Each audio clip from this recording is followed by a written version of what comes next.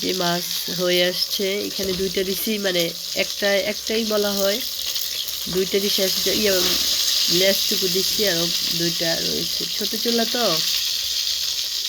আস্তে আস্তে ভাজতে হয়। সবাই মনে করেন অনেক সহজ, আসলে এত সহজ না। ছোট চুলায় রান্না করলে অনেক ধৈর্যের দরকার।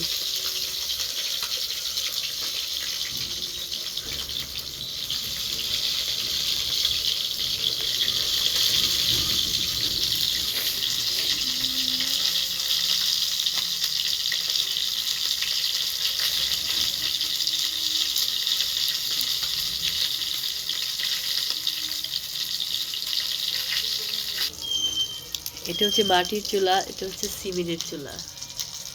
দুইটি আমার মা আমাকে বানিয়ে দিয়েছে। হয়ে আসছে, এখন আমি এটা নামিয়ে নিব।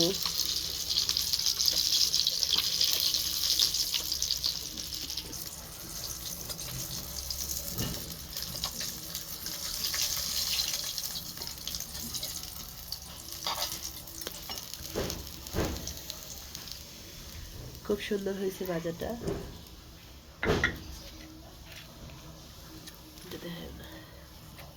বিসমিল্লাহির রহমানির রহিম। খুব